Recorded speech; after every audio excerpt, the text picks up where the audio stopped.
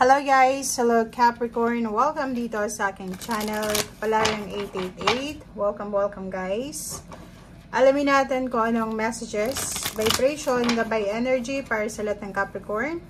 Ito ay general, weekly tarot, last week ng January and first week ng February. So, Capricorn, Earth signs Capricorn, alamin natin ano ba ang mensahe sa'yo ng ating baraha. So, weekly tarot guys, gamitin natin ang ating intuition sa panunood. So, kung first time mo dito sa aking channel, please like and share and subscribe if magustuhan mo kung ano yung mensahe lagi dito.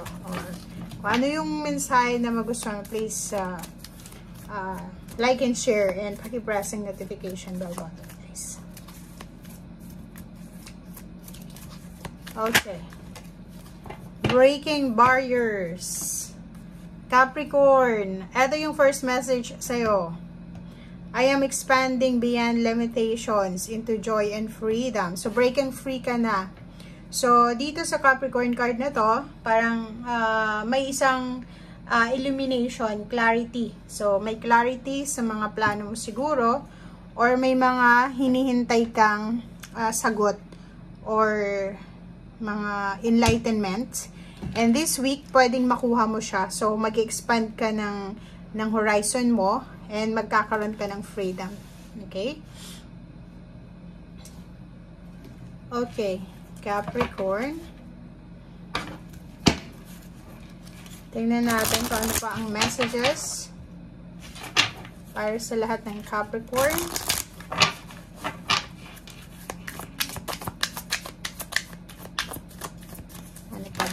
Oh, so meron ka ditong 5 cards.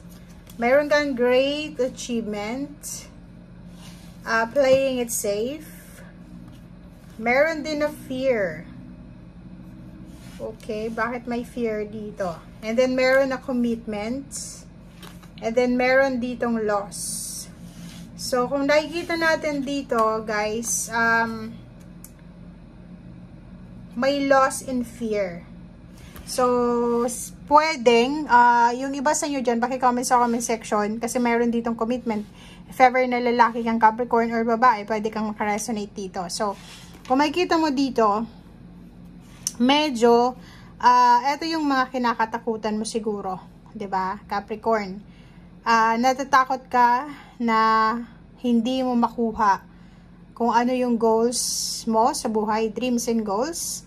Natatakot ka na yung chance na umasenso ay hindi mo makuha siya. So, parang ganun. So, last week to ng January, first week ng February,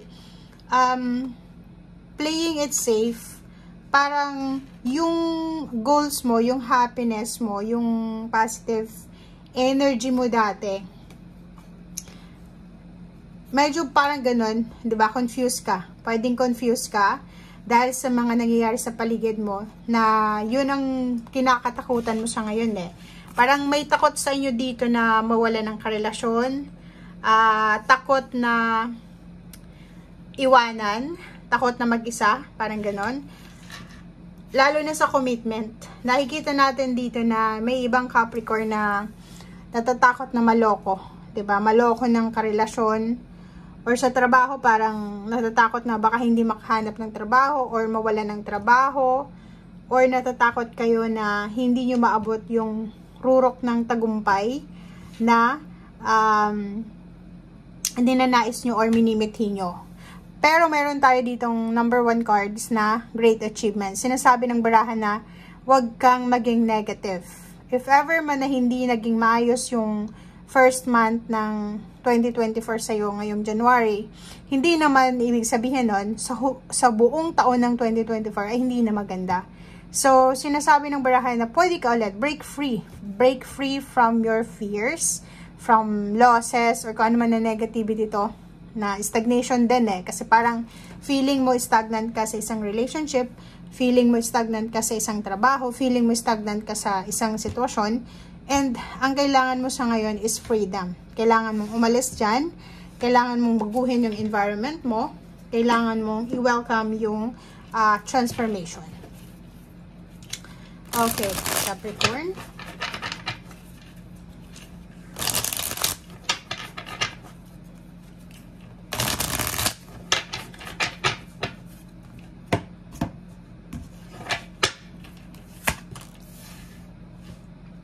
O, diba? Freedom.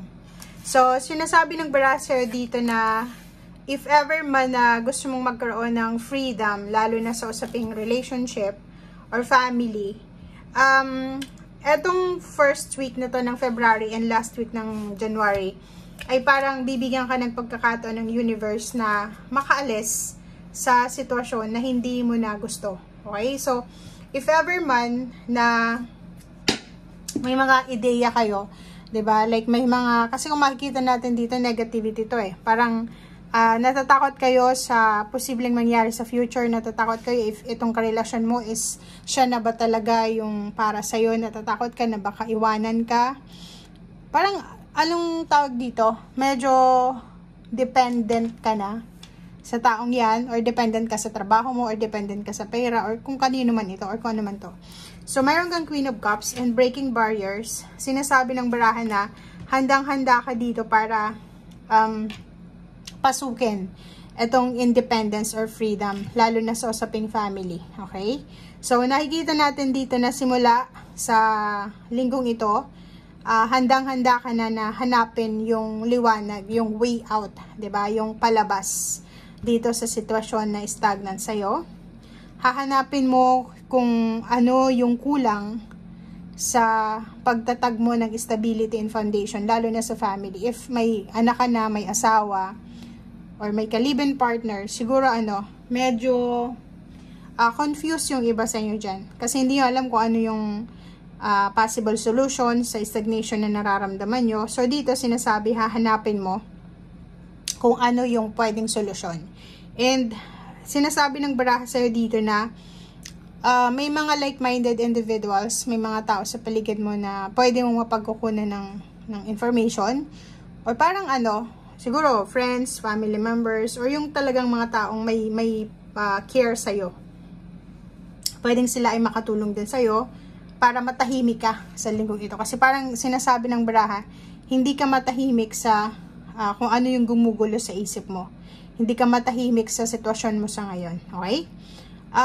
This week then, may iba sa inyo dyan na busy sa kanilang pag-aaral, kung nag-aaral ka pa. Yung iba sa inyo dito is kung may business, busy ka sa pagbe-business, or pinag-aaralan mo kung ano itong gusto mong gawin sa buhay. And meron na King of Cups dito, na water sign energy. Sinasabi na ano man daw itong pinaplano natin, minamanifest natin, or ano man itong gusto natin gawin sa buhay, gawin mo to ng mahinahon. Okay? So, yan ang nakikita natin guys. Maraming salamat. See you again. Bye!